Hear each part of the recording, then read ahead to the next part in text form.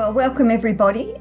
Today we're going to continue with the topic that we've been looking at for the last few lessons, which is all about exposure. And this is where you get the magic into your camera, that if we just allow our camera to choose its own exposure, it usually does a pretty good job. Even our phone does a fantastic job at choosing its own exposure. But what it doesn't do is give us the magic. And when we talked about what made an intriguing image, it was all about the narrative and the emotion within the image, and you choosing how you control the light getting into your camera is what gives you the emotion in your images and makes them that much more interesting. So in the past few weeks we've been looking at aperture, and aperture is the most, I think it's the most important setting in controlling our exposure. We talked about we had 3 settings, and that's why we chose to do aperture first, because it allows us to control our depth of field, which is what is sharp in our photo and what is blurry in our photo, and really helps the viewer know what they should be looking at, because whatever's sharp in the photo is the subject of the photo and gives the viewer a hint. And it makes our photographs look a lot more intriguing and artistic by controlling that aperture. The next most important control is our shutter speed. And again, our shutter speed allows us to control emotion. When we were talking about the exposure overall, we were talking about how it reflects how much light actually lands in our sensor. And light is made up of red, green, and blue light. And our sensor's like little buckets that collects this light. And so we made the analogy with our exposure that we had 3 controls of our exposure: our aperture, which we have looked at, our shutter speed, and our ISO. And we made the analogy of filling a bucket of water, and the bucket of water is our exposure bucket. And we said, well, look, if we were trying to fill a bucket of water, we'd have it several ways we could control how quickly that filled, or how much water was in that bucket when we finished. And one of those things was our aperture, was how big the hose was that we were filling the bucket with. If we were filling it with a fire hose, wide open aperture, then it filled very quickly. If we were filling it with a bit of polypropylene tubing, it filled very slowly.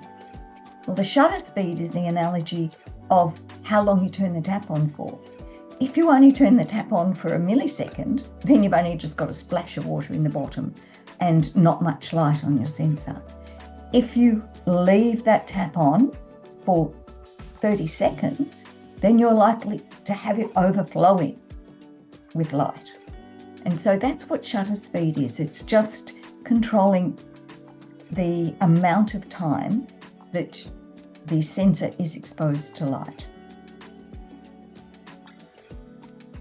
So we covered this part of the exposure triangle last week, which was whether we were using a fire hose or a polypropylene tube. And this is what we're going to do this week, of whether we've got the tap on that we allow just to drip out of it, or do we allow it to run for quite some time. And that's when we've got our shutter open.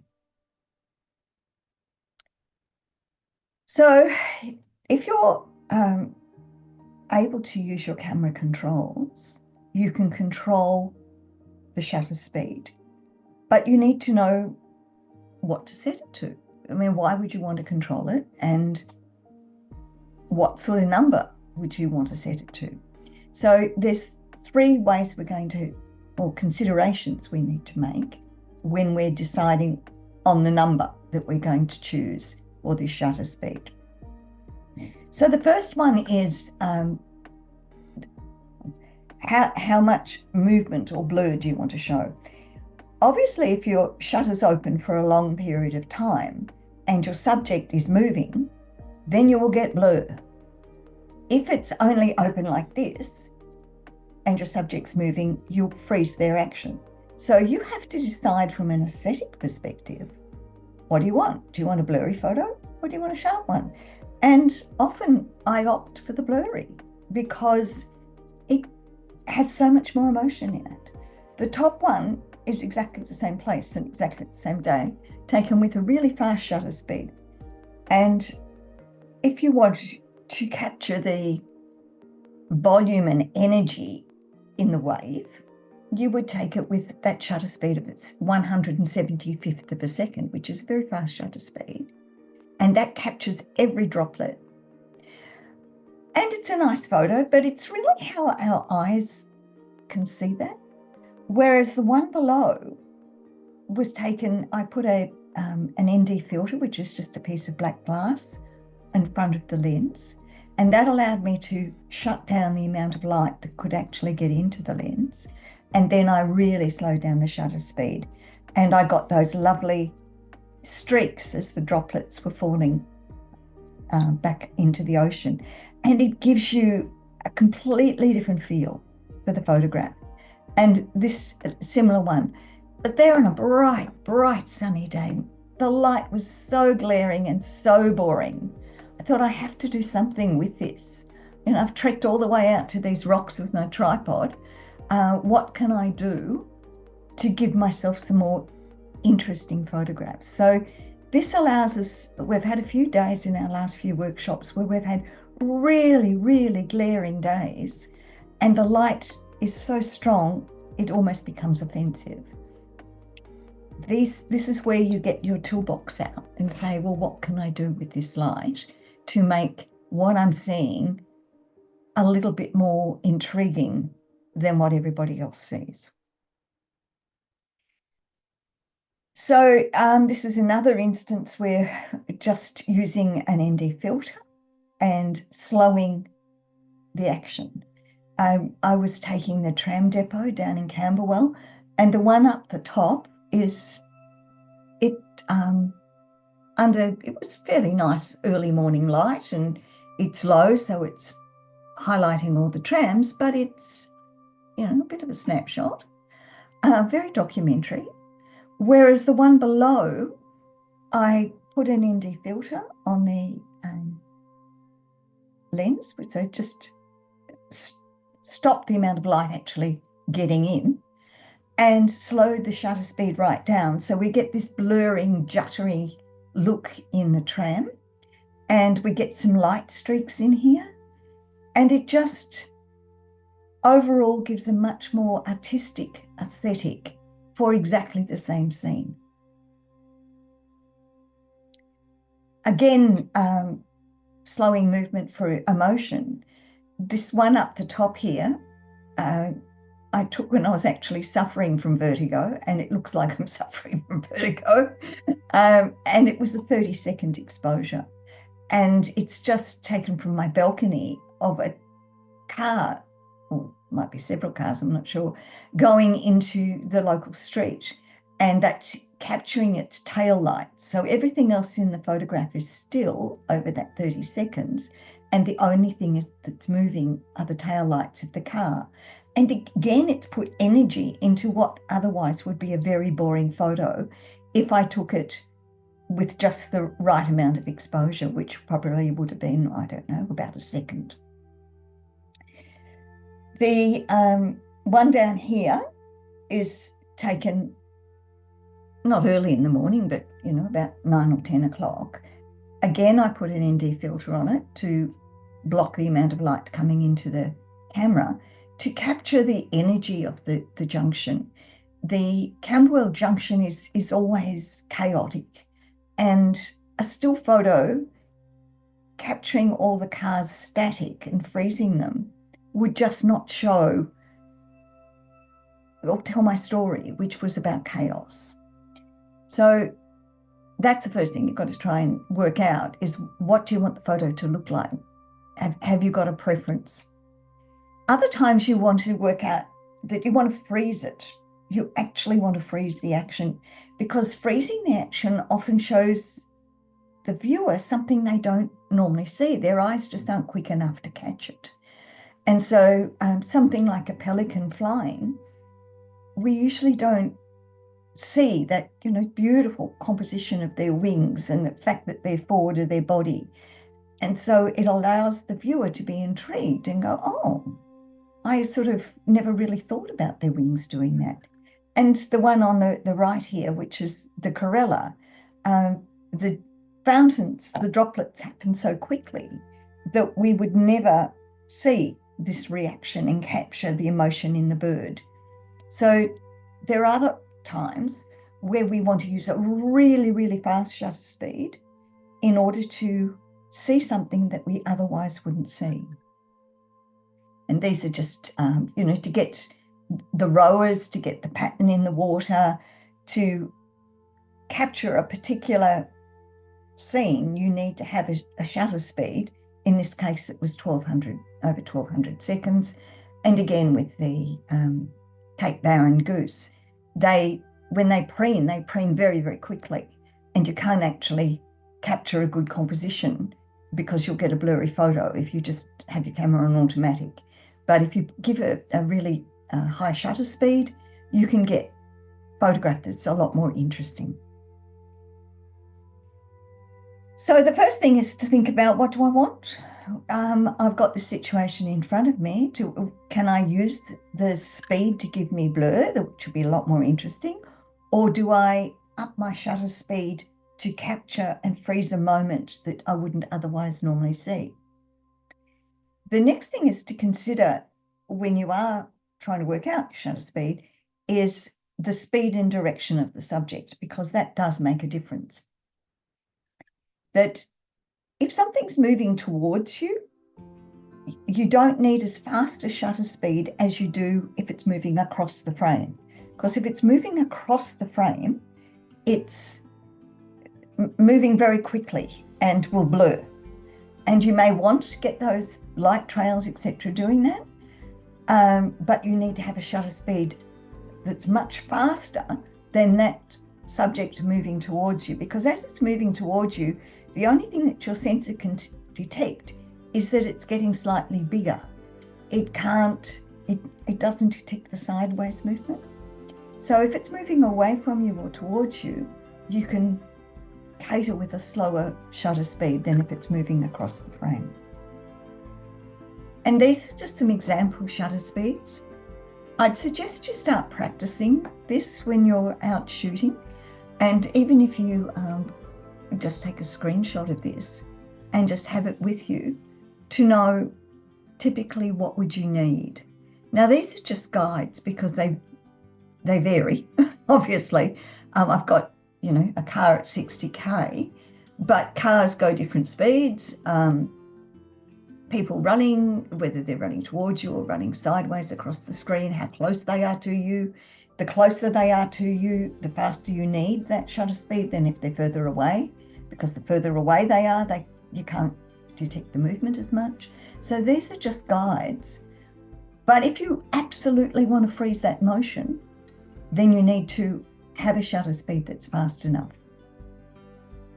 I remember I took so many blurry bird flying photos before I actually worked out how fast I needed that shutter speed to get that a bird to guarantee to be sharp.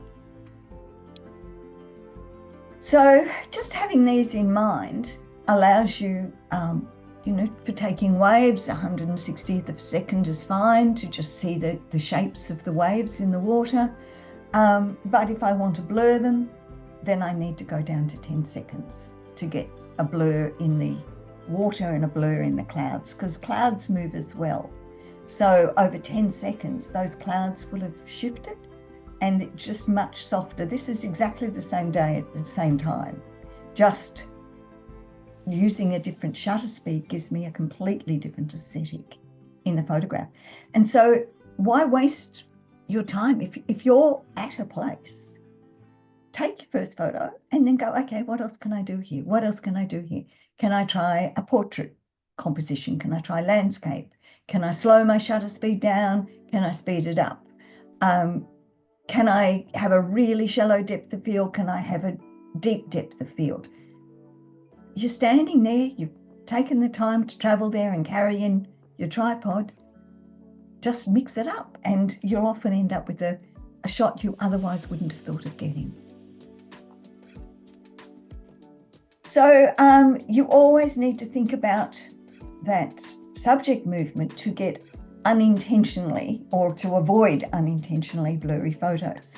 So a landscape, if you've got trees moving in the landscape, then you need to allow for the strength of the wind.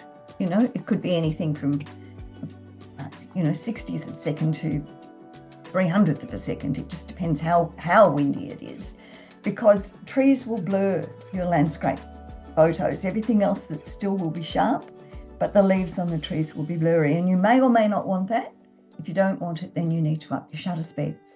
And with a portrait of a person, if you're not using flash, then you need to think about the fact that they will move their head, they'll blink, they'll smile, they'll shrug their shoulders, they'll do something, and it will blur your photo. Because people often say to me, why do I get blurry photos? I really work hard on focusing and they're still blurry. It's because your shutter speed wasn't fast enough. Street scenes, if you've got people walking in the street and you don't want them blurry, then you need to think about getting a shutter speed up fast enough that people's actual walking motion doesn't blur. And again, if they're walking sideways, it needs to be faster than if they're walking towards you. If you do want them to blur, then you need a shutter speed down about a 16th of a second.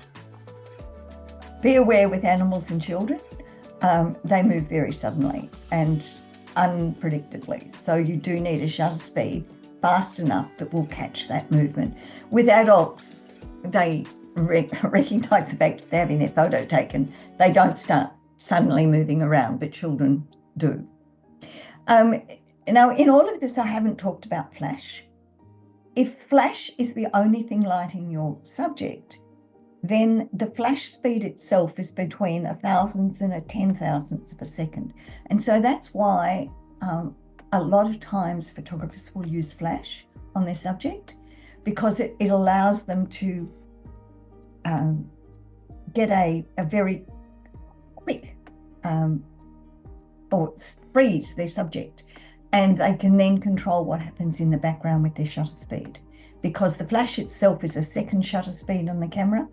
If you've only got it on the subject, then it freezes the subject but allows the background to move. So it's just an interesting thing to think about with flash.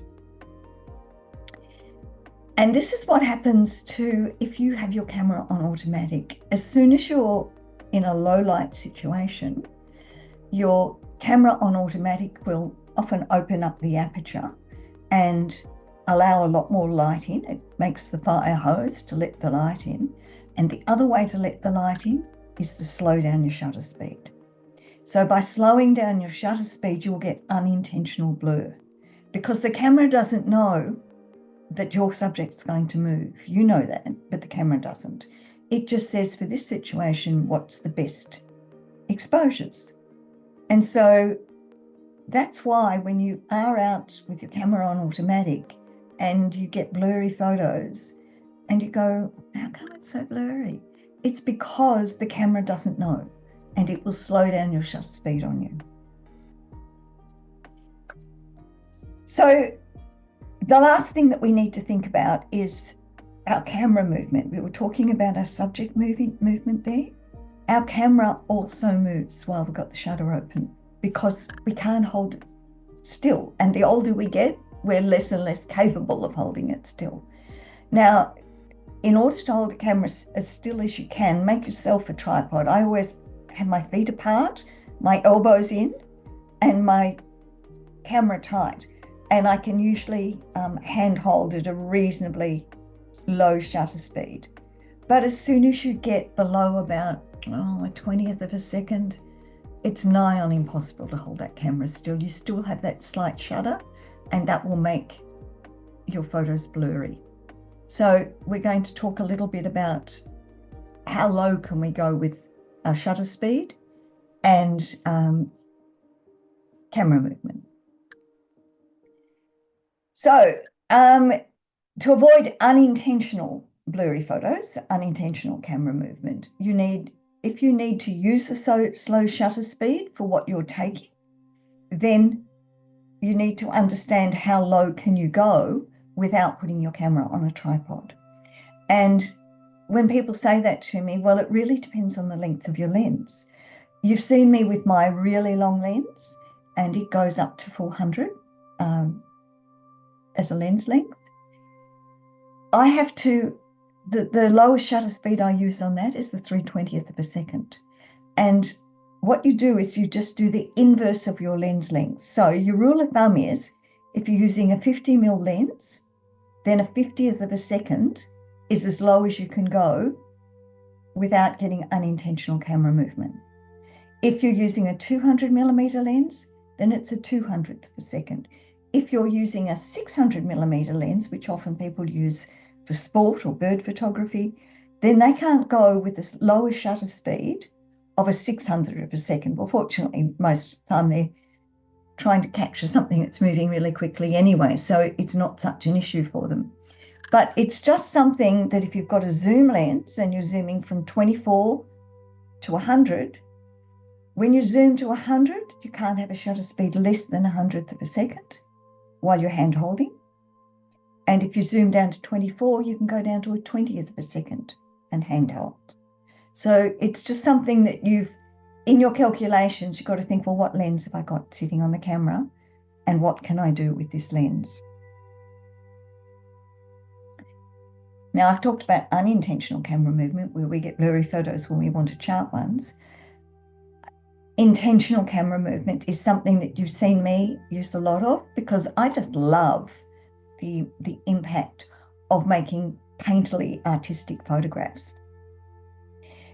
Now, all you need to do for intentional camera movement is understand how to set your camera. And the most important thing is to have a shutter speed between a 1/5 and a 40th of a second. It really depends on what's in front of you and the look that you want. But that has to be fixed, because that's what's going to give you your effect. What you then need to do is adjust your aperture and your ISO to get the exposure correct, the amount of light that lands on your camera, not how it lands. The how it lands is your shutter speed. So these are the sorts of photographs. This was taken on a U3A workshop when we did one of our city arcades. This one was taken when we went to Chinatown, and this one was just recently at the beach. So you can see, you can create your own art really, really easily by just being able to control that shutter speed. And once you control your shutter speed, you then need to make sure that your ISO and your aperture gives you the correct exposure, because as soon as you slow down your shutter speed, you end up with this massive lot of light in your camera. So you need to make your aperture really tiny and your ISO as least sensitive as possible. So you can see here, I'm using an aperture of f20. F20 is not a good aperture to use. It gives you a lot of depth of field, but it also, you get slight softness around the edges of your lens when you use an f20. Doesn't matter if you're using ICM, everything's soft, so it's not an issue.